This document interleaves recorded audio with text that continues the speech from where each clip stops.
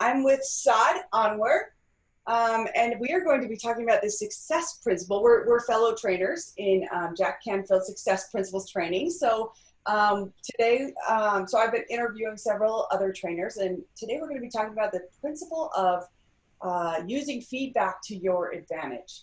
So Saad has so kindly consented to come on and talk with us today. How are you, Saad? I'm fine. I'm good. Good.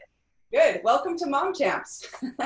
I'm mostly teaching these principles to moms, but I think it's important for everyone, and it's such a great way to teach kids how to be, successful in their life too. So tell me, why did you choose this principle? Actually, I choose this principles because I think uh, after at second number, after taking 100% responsibility to of your life, this Hmm. is the foremost and for this is the most important principle I thought I think I have to talk about. The Wow. number one Okay. is 100% take 100% responsibility to your life for me. Yes. Yes, that is so important to take 100% responsibility for your life. And other thing that I'm actually an NLP practitioner. So in NLP, there is also a presupposition that there is no failure, only feedback. So it's also related to my that study as well. Yes. Yeah, that's really important too. So tell me, why do you think this principle is so important? Actually, whenever we start taking action on anything, anything, the first thing that we immediately start getting or receiving is feedback. And for feedback, I don't mean that we are receiving only verbal feedback. We are receiving non-verbal feedback all the True. time from the very beginning, right? So if we uh, read those signals or those feedback accurately and use them to direct our to use them uh, to uh, to set our direction to rectify our actions, we can get our goal as quickly as we can, as quickly as possible. So like if I'm going for a sales call and I'm not getting results, that not getting result is also a feedback. If I'm receiving a pain or I'm feeling a pain in my body, that is also a feedback. That's true. So right, after getting that feedback, I need to do to make sure that I can improve that area. Yeah, well, I love that because sometimes we perceive pain as, oh, this is something terrible that's happening to me, but sometimes it's your body saying, there's something that you need to heal. There's something you need to pay attention to. Even emotions can get trapped in your body. So that can even be something your body's just saying, it's time to take care of this. So yeah, you can get all kinds of feedback. Nonverbal, it can show up in your body, um, you know, facial expressions from other people sometimes, um, or different things like that. There's lots of ways to get feedback, and we all get it. We're very intuitive about receiving the feedback that comes.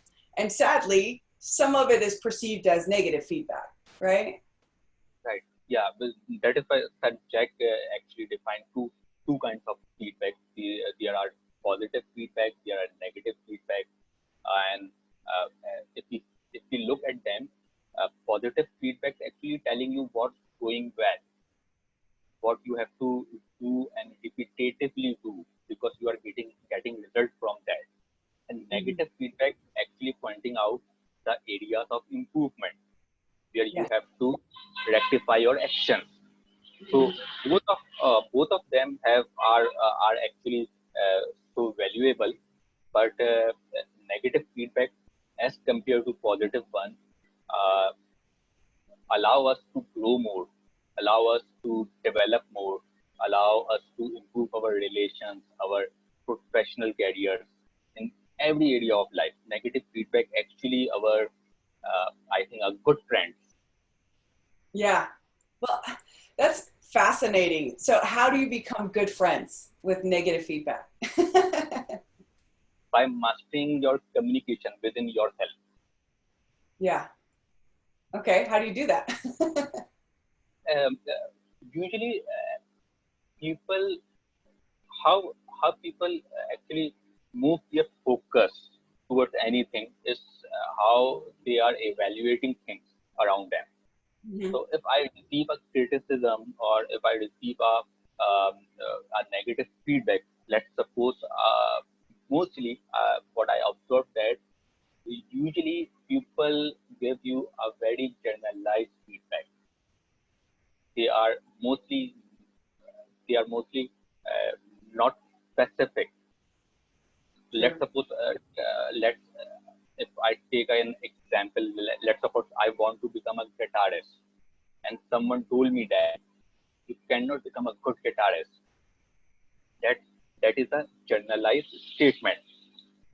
Now I have two things to do. I can argue with him, or I can disagree with him, or I can ask further questions that lead me towards a specific feedback. Hmm. Let's say that I ask him that why do you think that I cannot become a good guitarist?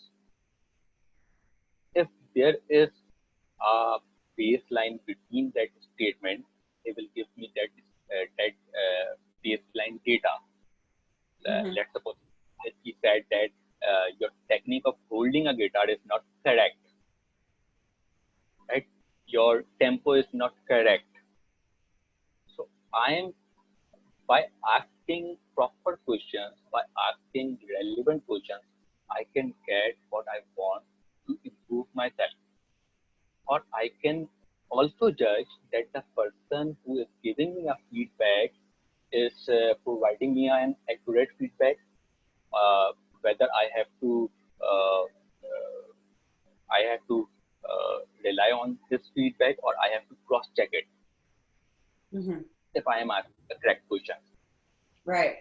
Well, that's such an important principle that I teach to moms to be specific in your feedback with your children. If you just say, "Don't do that," they don't understand. Well, which thing was wrong about that? Or if you just say, "Good boy" or "good girl," or "good job" or whatever, they don't really know what it was that they did that was good, so that they can replicate that in the future, right? So yeah, you really need to be specific. You need to say, I really, I really like how creative you are, or I really like, or your friends, with the guitar, you can say, here's the things that you're doing right. These are things you may want to change. It's so valuable to get that stuff. And I think so often people kind of view it as, you're just criticizing me. They just view it as something negative, but it really can be something helpful to help you grow, help you learn what you need to fix or change. Right. Yeah. So how do you think moms can teach this to their kids? While teaching anything to the kids, uh, anything. I'm talking about moms, fathers, and teachers, all Mm-hmm. of them. Let's think about that. If I ask you, which subject do you like the most at your school? So let's suppose you said that math, which mostly people don't like. Mm-hmm. And if I ask you that which teacher do you like the most probably that is the teacher that you like the most is a mathematics teacher. Mm-hmm. Now, how students evaluate teachers? Are they evaluating teachers by knowing that they have a more content knowledge than their fellow teachers? Are they evaluating them that they have a good skills in writing lessons plans, or are they evaluating on their teaching methodology? All of Right. them are not. students are not evaluating teachers on all three technical areas. Right. How they are evaluating them? They are evaluating them by how teacher make them feel in their class. How teacher, what are their subjective experiences with that teacher, and that Right. subjective experiences, that emotional connections lead us or associate us with the subject.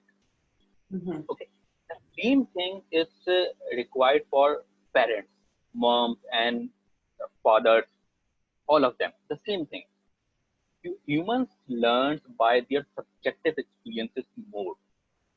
They connect emotions with their learnings. If I connect positive emotions with something that I learned, I I am more willing to repeat that.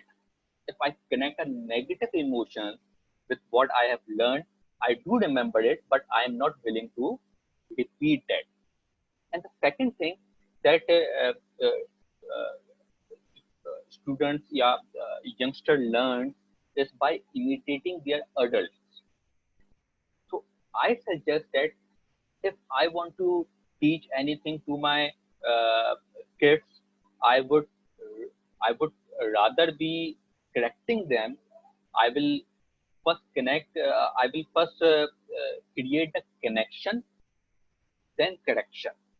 I go for that strategy. I'll I'll let them to model me. I let them. I have two nephews. I'll share a story with you. Uh, uh, Last month they were in my home, so I used to one was is 6 year old and the other one is 4 year old.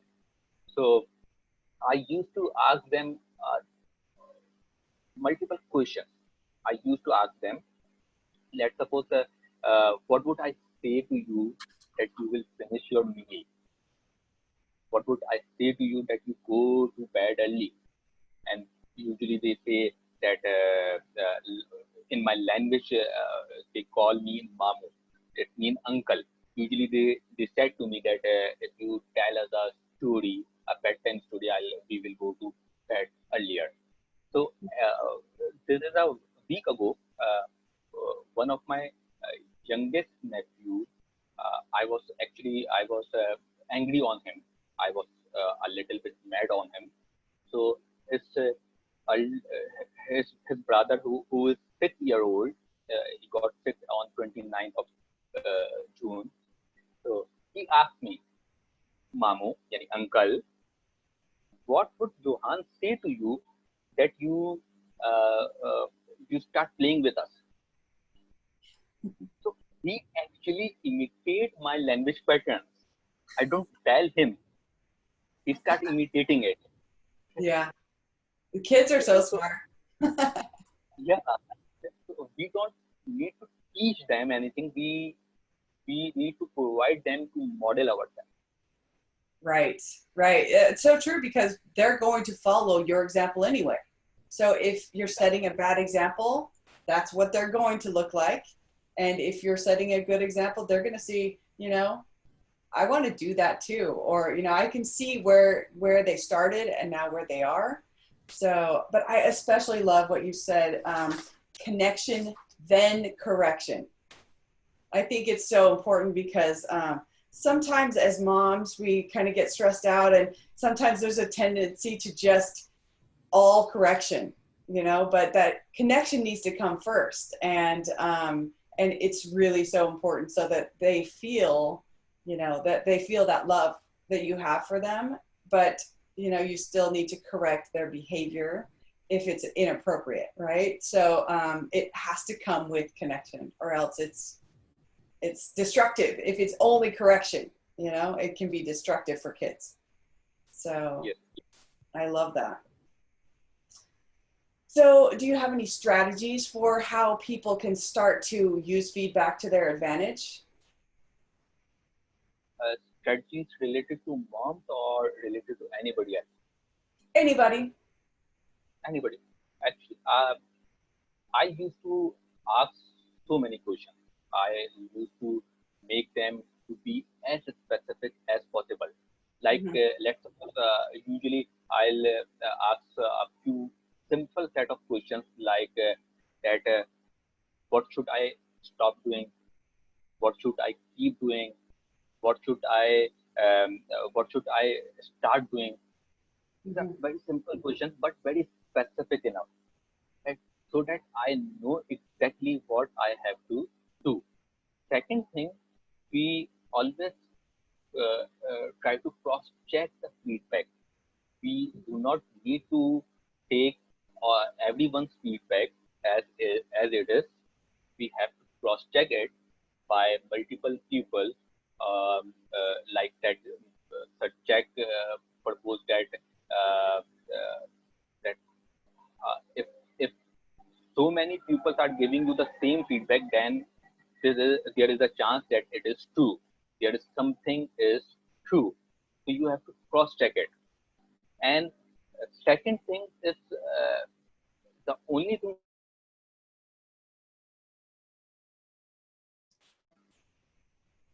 is whether it is working for me, whether I am reaching towards my goal and away from my goal. For that, I am using my sensory acuity, I am using my gut feeling to measure that difference. Whether Mm-hmm. is it going closer to my goal or is it leading me away from my goal? So Right. I trust on my feelings. Right. So you kind of froze for a minute there, but what you were saying is this leading me closer to my goal, or is this leading me away from my goal? My feelings are what are my feelings, my internal feelings saying to me. Right. That that feedback and that corrective measures are leading me towards my goal or leading me away to my goal. I trust on my internal feelings. Mm-hmm. So, so do you recommend then asking people in your life, what can I do better? Um, or different questions like that to get that specific feedback? Can you repeat that? There is Um, some. oh, okay. Do you recommend using these questions? Do you recommend going to people in your life and asking them specific questions? I know Yes. one example is, how do you see me limiting myself? I know that's one example. Yeah, I do recommend that. I am 100% recommending that. That we need to take feedback from people around us. Especially, we need to choose at least 2 or 3 persons that we admire or that are actually doing actually doing or actually achieve what we are willing to achieve, what we are going to achieve. So find out that people and try to get connect with them and use their feedback, use them as a mentor, as your as your feedback provider, as your guider. Yeah. So what would you say to the people who feel like that's scary to do, to ask people for that feedback? What would you say to them if they're scared? Actually, it's true. While asking for a feedback, it's a very uncomfortable feeling.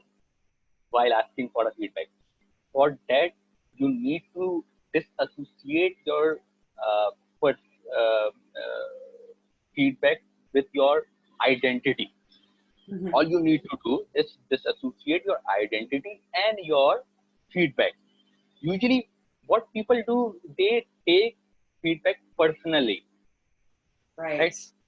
So they take it personally means they take it as this is their identity. You Mm-hmm. need to disassociate with it, Right. right? And for that, you can do your internal dialogue, your internal dialogue to coach you. Okay? That it is just a feedback. Mm-hmm. It means to direct me towards my goal. It is a Right. way to help me. Mm-hmm. And, And and the way Jack explain about giving response to the one who is providing you the feedback, that language is actually, if you look at that, that language is actually uh, limiting that negative effect, because whenever we are grateful for anything, whether it is negative too, we neutralize its negative impact. wow.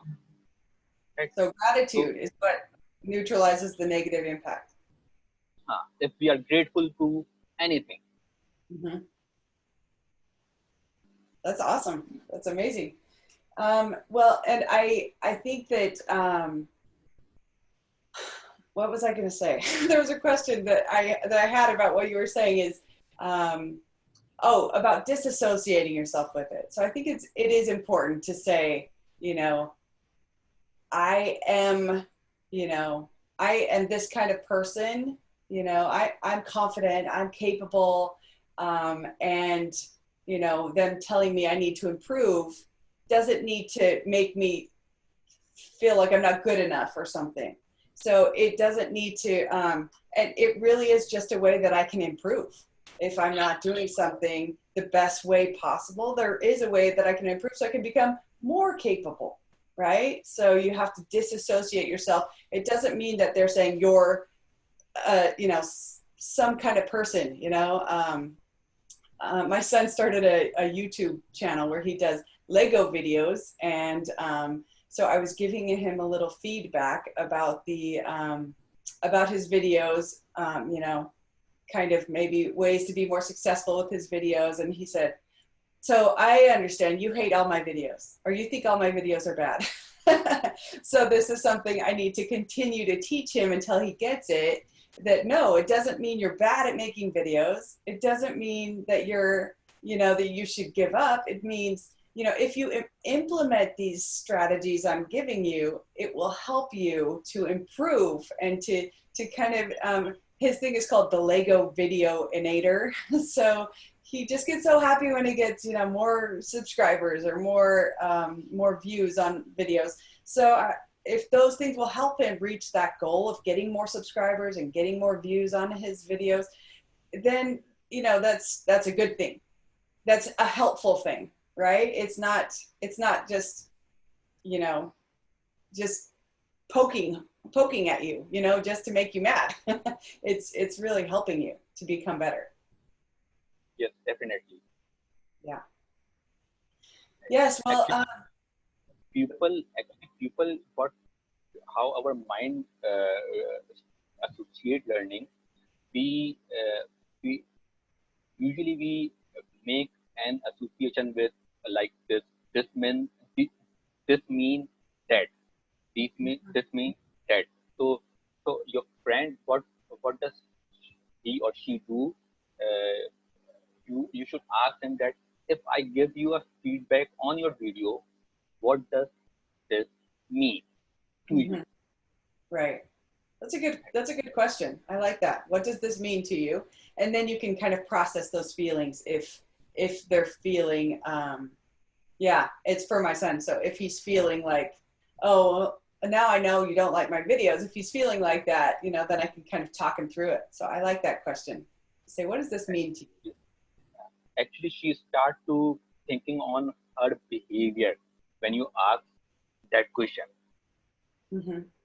which she haven't done it before.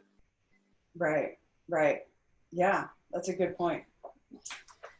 Um, Saad, do you have any final techniques or tips or anything you want to share with us about using feedback to your advantage before we close up? Um, One technique that actually I I start working on it after it's mentioned in subject book, the success principle, uh, is that make a make a booklet of insight and learning.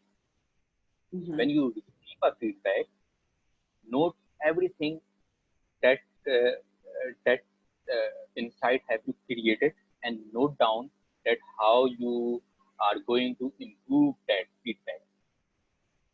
So make a journal of everything, everything. This is this this creates two things. One is actually creating my align my thoughts. One thing that it creates is align my thoughts, and second thing, it creates clarity. Mm-hmm. It creates clarity of how I am going to use that feedback and convert it into as an advantage for me. Right. I like that idea of keeping a journal of it so that you Yeah, can, keep a journal. Right. yeah, I like that idea. And then to ask yourself, how can I use this to my advantage? That's a good strategy right there. So, so any final words you want to share? Uh, I'm very grateful that you uh, give me an opportunity to come here and talk about this, and I'll be.